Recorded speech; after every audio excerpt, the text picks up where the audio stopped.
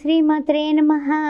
సరస్వతీ నమస్తుభ్యం వరదే కామరూపిణి విద్యారంభం కరిష్యామి సిద్ధిర్భవతు మే సదా. ధనుస్సు రాశి వారికి ఈ అమావాస్య నుంచి నెలాఖరు వరకు 31వ తారీఖు వరకు ఏ విధంగా ఉండబోతుందో ఈ జనవరి నెలలో తెలుసుకుందాం. మరి 2024వ సంవత్సరం అయితే ధనస్సు రాశిలో ఉన్నటువంటి మూలా నక్షత్రం 4 పదాలు, పూర్వాషాఢ నక్షత్రం 4 పదాలు, ఉత్తరాషాఢ ప్రథమ పాదం. ముఖ్యమైనటువంటి విషయం ఏమిటంటే ఈ ధనస్సు రాశిలోనే రవి ఉన్నాడు, కుజుడున్నాడు, గోచార చంద్రుడున్నాడు, అదేవిధంగా బుధుడున్నాడు.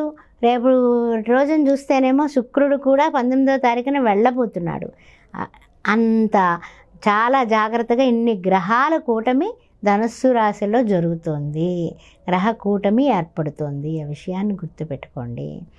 అయితే ముఖ్యంగా ఏమిటంటే కనుక 15వ తారీఖున మాత్రం ఒక ఆట విడుపు ఏమిటంటే రవి ద్వితీయమైనటువంటి మకరంలోకి మకర సంక్రమణం ద్వారా మారుతున్నాడు.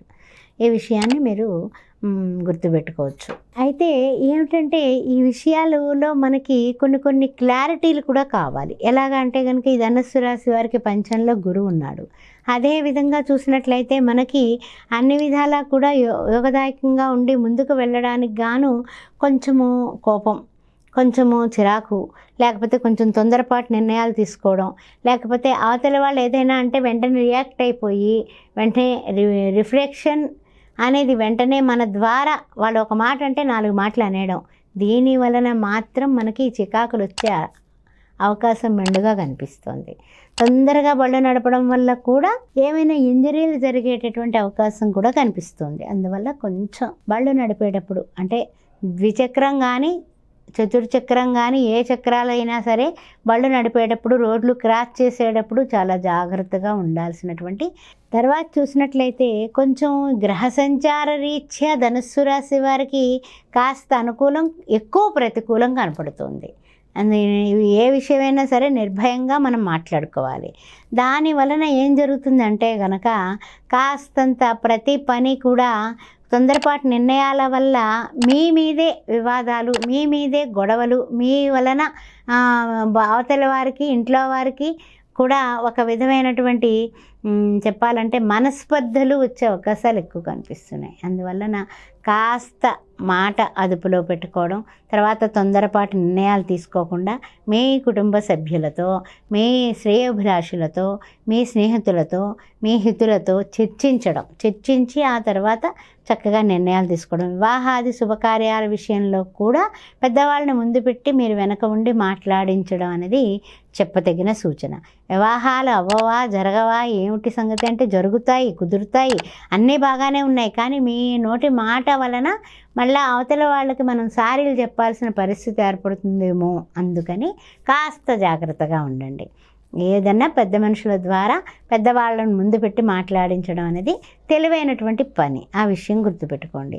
తర్వాత ఏంటంటే కనుక అన్నీ అంతంత మాత్రంగానే ఉంది. వృత్తులు చూస్తే అంతంత మాత్రంగా ఉన్నాయి. తర్వాత వ్యాపారం చూస్తే అంతంత మాత్రంగా ఉంది. ఏమైనా కొత్త పెట్టుబడులు పెట్టేస్తే బాగా లాభాలు వచ్చేస్తాయేమో, లేకపోతే ఏదన్నా సరే ఈ వృత్తిలోంచి వేరే వృత్తికి మారిపోదామా, ఇలాంటి థింకింగ్ కూడా మీకు వస్తుంది. కానీ వద్దు, అలాంటి పనులు చేయబాకండి. మన టైం బాగున్నప్పుడు మనకి మార్పులు చేర్పులు అవసరం కాదు. ఆ విషయాన్ని నిర్మోహమాటంగా నిశ్చలంగా మీరు గుర్తుపెట్టుకోండి. తర్వాత ఇంకొక ముఖ్యమైన విషయం ఉంది ఏమిటంటే అది ఆరోగ్యమునకై అంటే ఆరోగ్యం కోసం హాస్పిటల్కి వెళ్ళేటటువంటి సందర్శనం చేసుకునేటటువంటి తరుణం కనపడుతుంది. కారణం ఏమిటి? మనకి ఇప్పటి వరకు లగ్నాత్తు ఉన్నటువంటి రవి గారు మకర సంక్రమణం తరువాత మకర రాశిలోకి వెళ్ళిపోతున్నాడు కదా. ఆరోగ్యకారకుడు ఆయనే. ఆయన ఏం చేస్తాడు?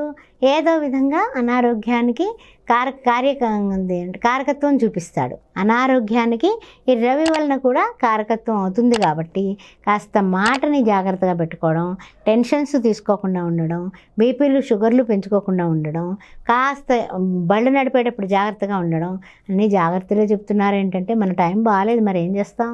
అందుకని ఇవన్నీ కూడా మనం చాలా జాగ్రత్తగా ఉండాల్సినటువంటి తరుణంగా మీరు భావించి నెలాఖరు వరకు చాలా జాగ్రత్తగానే ఉండండి. ప్రతిరోజు సూర్య నమస్కారాలు మానకుండా చేసుకోండి. ఆదిత్య హృదయాన్ని వినండి. కనీసం విష్ణు సహస్రనామాన్ని చదువుకోండి. లేదా అది ఏమీ కష్టమండి అన్నారనుకోండి, పోనీ శ్రీరామ శ్రీరామ అనేసి రాయండి. తర్వాత శ్రీరామ రామ రామేతి రమే రామ మనోరమే సహస్రనామ తత్తుల్యం రామనామ వరాననే. ఇది విష్ణు సహస్రనామం చదివిన దానితో సరి సమానం అని చెప్పాడు కదా భీష్ముడప్పుడు. మనకి యొక్క విష్ణు సహస్రనామం చెప్పినప్పుడు అందువల్ల కనీసం అదన్నా చదవండి. చదివితే మీకు అన్ని విధాలా యోగదాయకంగా ఉంటుంది. సరే, అంతా బాగానే ఉందండి. ఇప్పుడు ఇంటా బయట కూడా ఈ టెన్షన్స్ వలన మాకు చాలా ఇబ్బందులు పాలవుతున్నాము. ఇవన్నీ సమస్య పోవాలంటే ఏం చేయాలి? ఇందాక చెప్పానుగా, ఆదిత్య హృదయాన్ని చదవాలి, వినాలి. తప్పదంటే తప్పదంతే. తర్వాత కుక్కలకి, తర్వాత పక్షులకి, గింజధాన్యాలు పక్షులకి, కుక్కలకి ఆహారాన్ని ప్రతిరోజు విడవకుండా పెట్టడం మొదలుపెట్టండి. అది చపాతీ అయ్యుండొచ్చు, భోజనం అయ్యుండొచ్చు, ఏమైనప్పటికీ మీ చేతి ద్వారా, అంటే ఎవరో కలిపి ఎవరో ఇచ్చి ఎవరో పెట్టుకెళ్ళి పెట్టడం మన ఇంట్లోంచి పెడుతుంది కదా, అలాంటి భావనలు పెట్టుకోకండి. మీ చేతితో ఆ అన్నం కలిపిన, చపాతీలు ముక్కలు చేసి అప్పుడు అది వాళ్ళకి ఇవ్వండి. పేదవాళ్ళకి గోధుమ పిండి 1 కేజీ పావు కొనేసి ఇస్తూ ఉండండి. ఇలా చేయడం వల్ల అనారోగ్య పరిస్థితులను అధిగమించి వితరణ ఎప్పుడైతే చేస్తున్నారో మనకు కూడా చక్కగా కలిసి వచ్చేటటువంటి ప్రక్రియ కనపడుతుంది. ఆదివారం ముఖ్యంగా ఈ అమావాస్య పూట లక్ష్మీనారాయణని ఆరాధించి అన్నదానం చేస్తే మీకు అన్ని విధాల యోగదాయకంగా మీ టర్న్ అలా తిరుగుతుందండి. గుర్తుపెట్టుకోండి, ఏం పర్వాలేదు. మనం విజయం సాధించాలంటే తప్పనిసరిగా ప్రతి నిమిషం ఓం నమో వెంకటేశాయ అని వెంకటేశ్వర స్వామిని స్తుతిస్తూ ఉండండి. తప్పనిసరిగా ఆయన దయ వలన మనం బాగుంటాం. శ్రీమాత్రే నమః.